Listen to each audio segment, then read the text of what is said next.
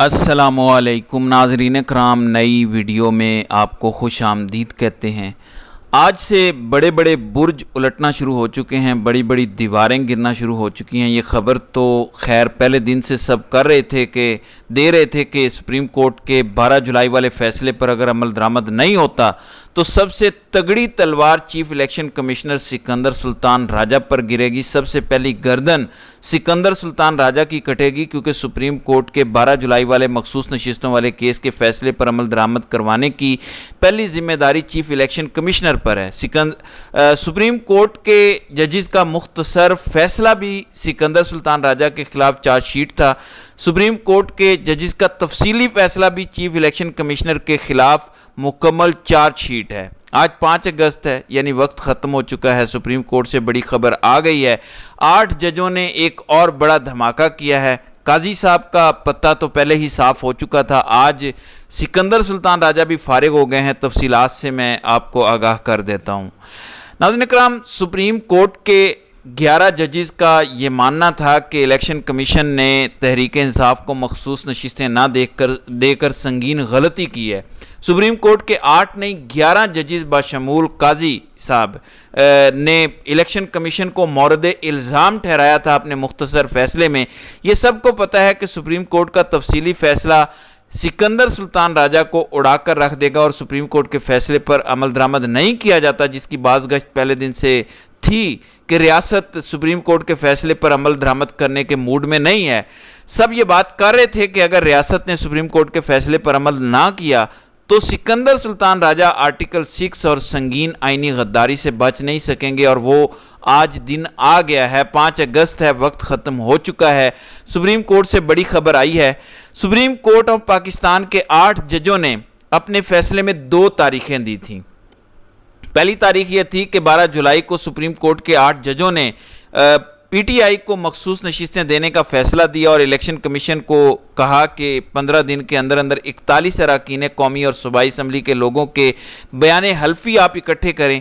जब वो 15 दिनों के अंदर आपको बयान हल्फी या डिक्लेरेशन मिल जाएं, उसके 7 दिन के अंदर अंदर आप अपनी वेबसाइट पर उन तमाम अरकान कौमी और सूबाई असम्बलियों के नाम लिखें, उनको तहरीक इंसाफ का मेंबर डिक्लेयर करें। उसके बाद उन तमाम लोगों की मखसूस नशिस्तें उनको दी जाएं और कंप्लायंस रिपोर्ट यानी अमल दरामद रिपोर्ट सुप्रीम कोर्ट में जमा करवाई जाए। अब सुप्रीम कोर्ट के 8 जजों ने डायरेक्ट हिदायत दी थी इलेक्शन कमीशन को, यानी सिकंदर सुल्तान राजा और इलेक्शन कमीशन के तमाम मेंबरान को, जिनकी पहली जिम्मेदारी थी सुप्रीम कोर्ट के फैसले पर अमल करवाना। न शहबाज शरीफ की ये जिम्मेदारी है, न कानून नाफिज करने वालों की जिम्मेदारी है, न इस्टेब्लिशमेंट की जिम्मेदारी है, किसी और इदारे की जिम्मेदारी नहीं है। सबसे पहली तलवार गिरनी ही सिकंदर सुल्तान राजा पे थी और वो आज गिर गई है। 15 दिन बाद यानी 12 जुलाई को ये फैसला आया।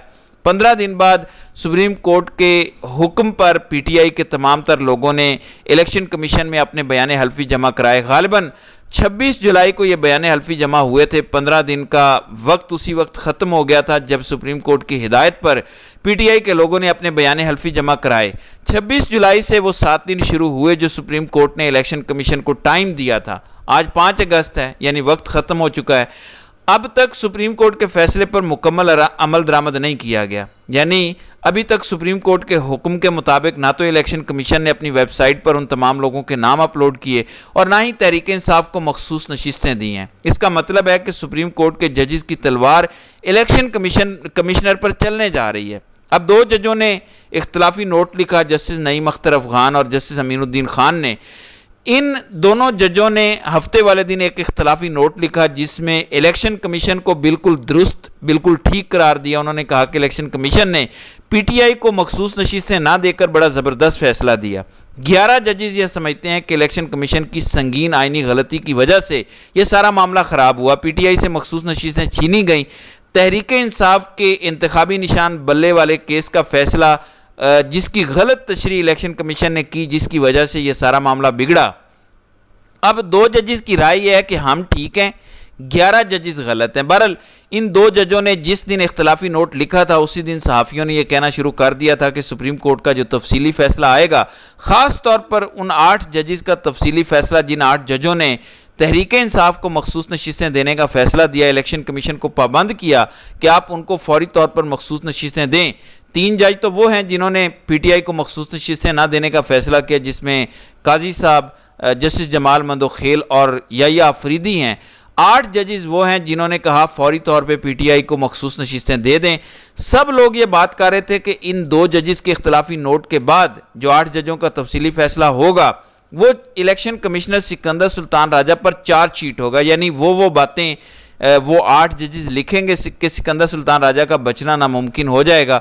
सुप्रीम जुडिशल काउंसिल खुद से सिकंदर सुल्तान राजा के खिलाफ कार्रवाई करेगी। अब एक और बड़ी इंटरेस्टिंग बात है, क्योंकि इलेक्शन कमीशन एक आइनी इदारा है, चीफ इलेक्शन कमिश्नर का ओहदा एक आइनी ओहदा है, यानी हुकूमत के मतहत चलने वाले एक आइनी इदारे का सरबराह चीफ इलेक्शन कमिश्नर होता है। तो कई कानूनी माहिरीन ये कह रहे हैं कि चीफ इलेक्शन कमिश्नर के खिलाफ शायद आर्टिकल 6 की कार्रवाई ना हो सके, लेकिन मिसकंडक्ट की कार्रवाई ज़रूर हो सकती है। और ये मिसकंडक्ट की कार्रवाई आर्टिकल 6 की कार्रवाई से ज़्यादा भयानक है, ज़्यादा खौफनाक है, ज़्यादा ख़तरनाक है chief election commissioner Sikandar Sultan Raja के लिए। तो एक बात तो क्लियर हो चुकी है, आज चूँकि वक्त ख़त्म हो गया, सुप्रीम कोर्ट के फैसले पर मुकम्मल अमल दरामद नहीं किया गया, जुज़वी तौर पर अमल दरामद किया गया। पहले 39 लोगों के नाम वेबसाइट पर जारी किए गए, 39 लोगों को मखसूस नशिस्तें अलॉट की गई, फिर पंजाब, खैबर पख्तूनख्वा और सिंध में तमाम लोगों के नाम अपलोड किए गए, उन लोगों को मखसूस नशिस्तें दी गई। लेकिन 41 MNAs, वो 41 MNAs जिन्होंने अपने बयान हल्फी पहले जमा नहीं करवाए थे, जब उन्होंने अपने कागजात नामजदगी जमा करवाए थे, अब सुप्रीम कोर्ट की हिदायत पर उन्होंने अपने बयान हल्फी जमा करवा दिए हैं। उन लोगों के नाम अभी तक वेबसाइट पर इलेक्शन कमीशन ने शाये नहीं किए, उनकी मखसूस नशिस्तें अभी तक तहरीक इंसाफ को नहीं मिली। इसका मतलब यह है कि मिसकंडक्ट के मुर्तकिब सिकंदर सुल्तान राजा हो चुके हैं। फिर नाज़रीन इकराम, एक और बात आपने याद रखनी है कि अब काजी साहब के हाथ से गेम निकल चुकी है। अब काजी साहब chief election commissioner Sikandar Sultan Raja को नहीं बचा सकेंगे। ये मत सोचिएगा कि काजी साहब काजी साहब जो हैं वो सुप्रीम कोर्ट में सिकंदर सुल्तान राजा के खिलाफ कार्रवाई होने नहीं देंगे, इनको बचा लेंगे, क्योंकि काजी साहब के हाथ से गेम उसी दिन निकल गई थी। सुप्रीम कोर्ट का कंट्रोल उसी दिन निकल गया था जिस दिन उन्होंने मंसूर अली शाह से मखसूस नशिस्तों वाले केस का फैसला पढ़वाया था। अब तो हर प्रैक्टिस एंड प्रोसीजर कमेटी के इजलास में काजी साहब को बदतरीन शिकस्त हो रही है, यानी हर प्रैक्टिस एंड प्रोसीजर कमेटी के इजलास में जस्टिस मंसूर अली शाह और जस्टिस मुनीब अख्तर जीतते जा रहे हैं, फतह याब होते जा रहे हैं। तो काजी साहब के हाथ खड़े हो चुके हैं। अब काजी साहब सिकंदर सुल्तान राजा को नहीं बचा सकेंगे, और अगर सिकंदर सुल्तान राजा रगड़े में आते हैं, जिनका रगड़े में आना तय हो चुका है, जिन पे मोहर लग चुकी है कि इनकी गर्दन कटेगी, इनको हर सूरत सज़ा मिलेगी, ये मिसकंडक्ट के मुर्तकिब हो चुके हैं, सिकंदर सुल्तान राजा घर जाएंगे तो वो सिर्फ अकेले नहीं जाएंगे, क्योंकि ये मामला फिर 8 फरवरी के इंतखाबात तक जाएगा कि किस तरीके से 8 फरवरी के इंतखाबात से पहले पीटीआई को इंतखाबी मैदान से बाहर करने की कोशिश की गई, पीटीआई को लेवल प्लेइंग फील्ड नहीं दिया गया, और तहरीक इंसाफ के मुतालिक जो फैसला सुप्रीम कोर्ट ने 13 जनवरी को दिया, कैसे इलेक्शन कमीशन ने उसकी गलत तशरीह की। यानी इलेक्शन कमीशन ऑफ पाकिस्तान एक आइनी इदारा है, इलेक्शन कमीशन के तमाम तर लोग कानूनी लोग होते हैं, सेक्रेटरी लॉ है, फिर उनके मेम्बरान का भी कानून से ताल्लुक़ होता है। तो कैसे इलेक्शन कमीशन ने इतनी बड़ी गलती कर दी कि इतना बड़ा फैसला पाकिस्तान की सबसे बड़ी अदालत से आया और उस फैसले की गलत तशरीह की, यानी उस फैसले को समझने के लिए दोबारा सुप्रीम कोर्ट से रुजू ही नहीं किया। तो सिकंदर सुल्तान राजा की कहानी ख़त्म हो चुकी है, और ये बिलाखिर ख़त्म होनी थी, क्योंकि जो जुल्म, जो जबर सिकंदर सुल्तान राजा के दौर में इलेक्शन कमीशन की जानिब से पीटीआई के साथ किया गया, और ख़ास तौर पर मैं ये समझता हूँ कि उन करोड़ों वोटर्स के साथ किया गया जिन्होंने पीटीआई को वोट दिए थे, उन वोटर्स की तौहीन की गई। यानी chief election commissioner Sikandar Sultan Raja ने संगीन आइनी गलती की है। तो काजी साहब का ये जो ब्लू आइड है, जो सबसे करीबी आदमी है, इसका बचना अब नामुमकिन हो चुका है। मुतीउल्लाह जान ने तो ये बात की है कि ऐन मुमकिन है आज सुप्रीम जुडिशल काउंसिल के अंदर ये मामला टेकअप भी कर लिया जाए, क्योंकि पीटीआई आज किसी भी वक्त सुप्रीम जुडिशल काउंसिल जा सकती है, किसी भी वक्त सुप्रीम जुडिशल काउंसिल में दरख्वास्त दायर कर सकती है कि सिकंदर सुल्तान राजा ने पाकिस्तान की सबसे बड़ी अदालत के फुल कोर्ट का, एक या दो जजेस का नहीं, फुल कोर्ट का यह फैसला है कि पीटीआई को मखसूस नशीसें दी जाएं, और फुल कोर्ट का फैसला ना मानकर सिकंदर सुल्तान राजा मिसकंडक्ट के मुर्तकिब हुए हैं, लिहाजा सुप्रीम जुडिशल काउंसिल इनके खिलाफ कार्रवाई करे।